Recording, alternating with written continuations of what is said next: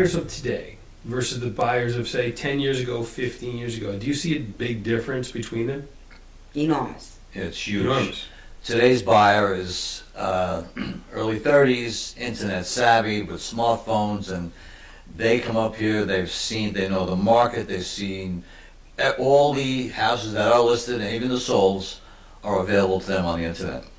15 years ago, before the computers were in use in real estate, we had all the information. We knew all the houses that were for sale, and the buyer would maybe look in the newspaper and see an ad, and we would show them. Now, today, buyers come up and they call us and they tell us what they want to see. We naturally add houses to it that we think they might like, but they come up with a list of addresses, and they've done drive-bys, and it's amazing. The And very difference. often we do not know if we're speaking to an agent or a buyer that's unknowledgeable. They Yeah, they're so speak- savvy, they start using real estate jargon, and you have to qualify. Are you an agent? No. But they know everything about the market. Are you required to disclose that if you're speaking to another agent, or is that just a courtesy? No, they're not required to. We're required to identify ourselves as agents at all times.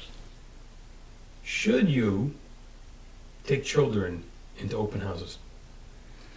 Say you want to go, say that, they want to go out on it, and do you think that they actually add any dimension to this, or add any, The well-behaved ones, you need to, of course, you need to be, parents need to be aware that they need to watch the children, but often children gravitate to toys if they're going into a children's room.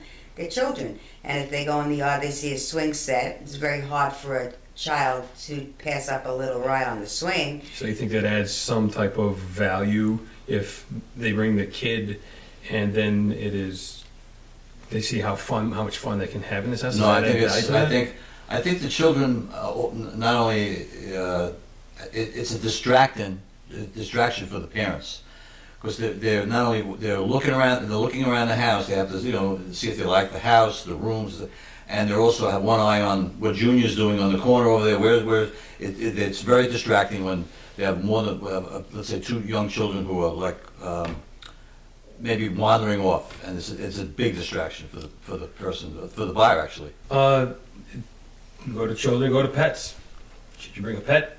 Never bring a pet. Never bring a pet. Although, bring a pet. actually, Bob did have a buyer who was buying the house for their two dogs. Yeah. Everything was based on what the two dogs would like. So the dogs had a decision in purchasing the Yes, property. definitely. But you never bring pets to look No, at and, house. and when you're selling a house, difficult enough to have And pets. yeah. So what happens if someone has a pet in the house and then you're bringing people by? What's the protocol for something like that? Well, usually you'll have specific instructions regarding the pet. If it's a cat, they may say, cat's in one room, do not let out.